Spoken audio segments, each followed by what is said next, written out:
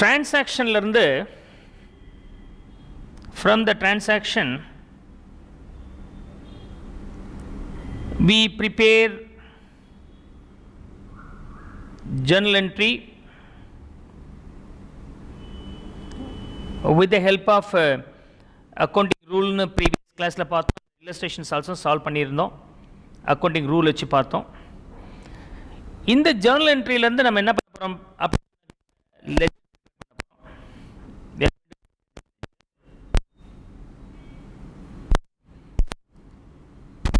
ledger we are trial balance.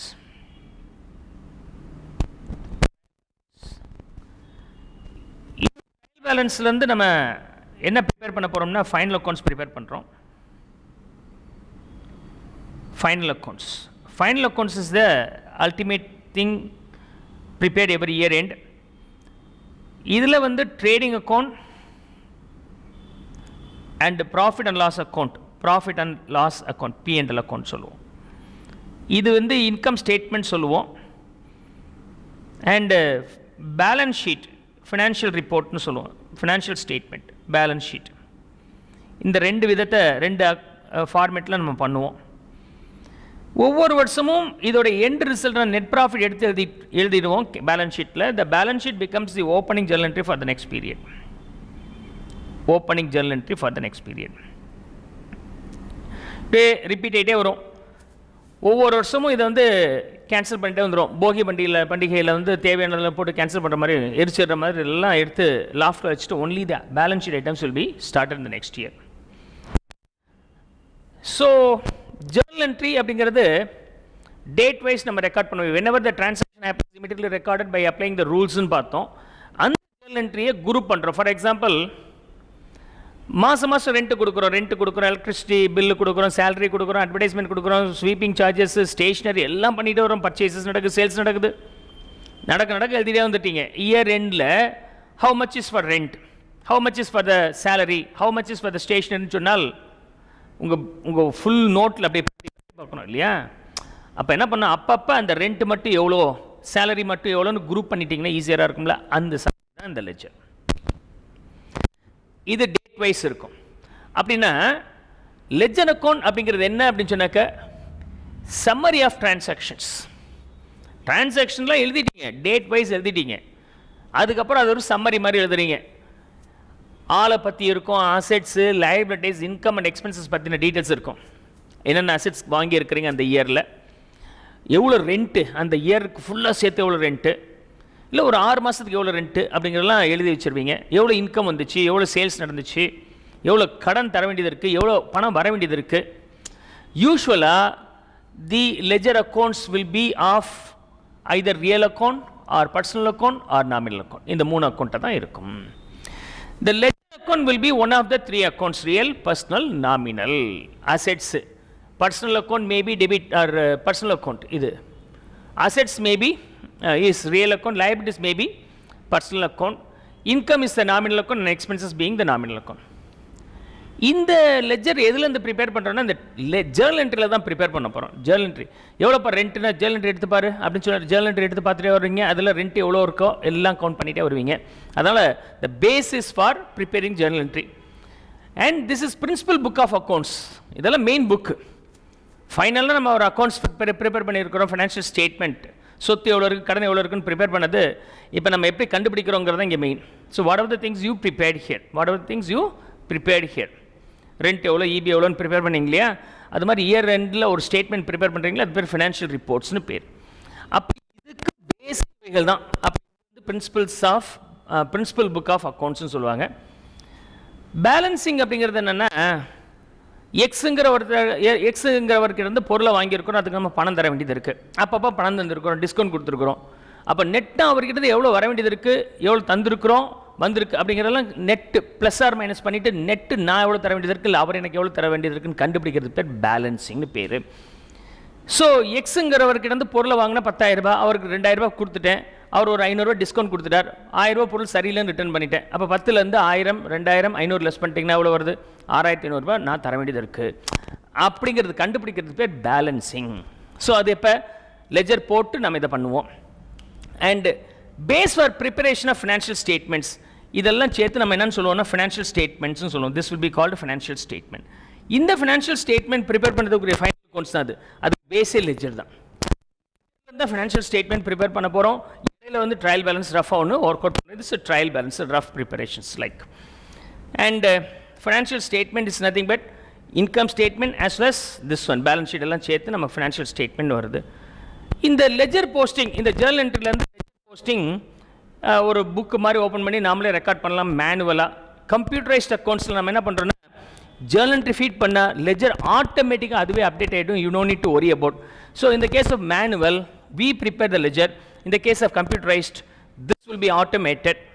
So அப்போ இதில் என்ன தெரியுது, ப்ரொஃபஷனல் எக்ஸாம் மீன்ஸ் நீங்கள் ஃபைனலாக ஒரு அக்கௌண்டண்ட்டாக ஒரு ஆர்கனைசேஷன் போகும்போது உங்களுடைய main intention Journal entry prepare பண்ணுறது ப்ராப்பராக இருந்தால் போதும். ஆட்டோமேட்டிக் எல்லாமே வந்துடும். இன்றைக்கி எல்லாமே கம்ப்யூட்டரைஸ்ட் அக்கௌண்டிங் தான் இருக்குது. ஸோ அப்படிங்கும்போது இதெல்லாம் நீங்கள் ப்ரிப்பேர் பண்ண போகிறது இதை கொடுத்தீங்கன்னா ஆட்டோமேட்டிக் இதெல்லாம் வந்துட போகுது. I hope so good understand. Then utilities. இது ஜேர்னல் லெஜருடைய யூஸ்ஃபுல்னஸ் என்ன அப்படின்னு சொன்னாக்கா, quick information. Rent, salary, electricity bill, auto charges எல்லாம் கொடுத்தீங்க. 2 மாதம் 3 மாதம் ஆச்சு. 3 மாதத்துக்கு அப்புறம் ஆட்டோவுக்கு மட்டும் எவ்வளோ செலவு பண்ணியிருக்கிறீங்க பார்த்து சொல்லுங்கன்னா அக்கௌண்டன்ட் போயிடுவார். அப்படியே இருப்பார். அதுக்கு பதிலாக 10 நாளைக்கு ஒரு முறை 15 நாளைக்கு ஒரு முறை எல்லாத்தையும் குரூப் பண்ணி ஒரு அக்கௌண்ட் போட்டு வச்சிருந்தார். ஆட்டோக்கு எவ்வளோ செலவுன்னு எழுதி வச்சிருந்தாருன்னா ஆட்டோக்கு எவ்வளோப்பாச்சு இருங்க அப்படின்னு பார்த்து மொத்தம் எடுத்து சொல்லிடலாமா இல்லையா? ஒரு வருஷத்துக்கு ரெண்ட் எவ்வளோ இருங்க சார் எங்க தேடி எழுதுனா எவ்வளோ நேரம் ஆகும்? அதுக்கு பதில் ரெண்ட்டுன்னு ஒன்று போட்டு எல்லாத்தையும் அதில் குரூப் பண்ணி வச்சிருந்து லெஜர் ப்ரிப்பேர் பண்ணி வச்சிருந்தால் டக்குன்னு சார் ரெண்ட் இதுதான் சார் சொல்லிட முடியுமில்ல. So it's only a summary of the account wise summary. ரெண்ட்டுக்கு எவ்வளோ, எலக்ட்ரிசிட்டி பில்லுக்கு எவ்வளோ, அண்ட் பர்ச்சேஸஸ் எவ்வளோ, சேல்ஸ் எவ்வளோ, டெட்டாஸ்கிட்டேருந்து நம்ம எவ்வளோ பணம் வர வேண்டியது இருக்குது, கிரெடிட்டர்ஸ் எவ்வளோ தர வேண்டியது இருக்குது அப்படின்னு தனித்தனியாக ப்ரிப்பேர் பண்ணி வச்சிருக்கிறது அக்கௌண்ட் வைஸ் ப்ரிப்பேர் பண்ணியிருக்கிறதா லெஜர். ஸோ குயிக் இன்ஃபர்மேஷன் எவ்வளோ வர வேண்டியது இருக்குன்னு கேட்டால் டக்குன்னு போய் பார்த்துடலாம். எவ்வளோ ரெண்ட் கொடுத்துருக்குறோன்னு போய் எடுத்து பார்த்தீங்கன்னா டக்குன்னு தெரியும். So quick information and control. அப்படி டக்குன்னு நீங்கள் பார்க்க முடியறதுனால immediately you are able to see அப்படிங்கிறதுனால எவ்வளோ ரெண்ட் எவ்வளோ ஈபின்னு பார்க்க முடியறதுனால போன வருஷத்துக்கு காலத்துலேயும் இந்த வருஷம் டிஃபரன்ஸஸ் இருந்துச்சுன்னா immediate you can go for controlling those expenses. And trial balance can be prepared. இதில் ட்ரையல் பேலன்ஸ் ப்ரிப்பேர் பண்ணுறோம். Trial balance is the base for the preparation of financial. So, இதோட usefulness, this is used for preparing trial balance and financial reports as well as its quick reference. Like because of this quick reference, you can use this in a controlling mechanism. These are the utilities. Journalக்கும் லெஜருக்கும் என்ன differences? Time of recording எப்பெல்லாம் அந்த transaction நடக்குதோ அப்பெல்லாம் எழுதணும்னா ledger sir Journal. எப்பெல்லாம் transaction நடக்குதோ நடந்த உடனே ரெக்கார்ட் பண்ணாக்க அது பேர் ஜேர்னல். இல்லை சார் ஒரு மாதத்துக்கு ஒரு முறை 15 நாளைக்கு ஒரு முறை மொத்தமாக அந்த புக்கெல்லாம் பார்த்து அதில் ரெண்ட் எவ்வளோன்னு கணக்கு எடுத்து எழுதுனாங்க. இப்போ ஒரு சின்ன கம்பெனியாக இருந்துச்சுன்னா 6 மாதத்துக்கு ஒரு முறை ரெண்ட் எழுதுவாங்க, மீன்ஸ் லெஜர் ப்ரிப்பேர் பண்ணுவாங்க. ஓரளவுக்கு மேலே டிரான்சாக்ஷன் இருக்குன்னா மாதம் ப்ரிப்பேர் பண்ணுவாங்க, இல்லை ஃபோர்ட்நைட்லி. இன்னும் பெரிய கம்பெனியாக இருந்தால் கம்ப்யூட்டரைஸ் பண்ணிட்டாங்க, ஜேர்னல் ரிப்போர்ட் ஆட்டோமேட்டிக்காக வெளியே வந்துடும் போது நீங்கள் மீன்ஸ் லெஜர் ப்ரிப்பேர் பண்ணி வெளியே வந்துடும். So you not to worry about that. So it's prepared periodically only.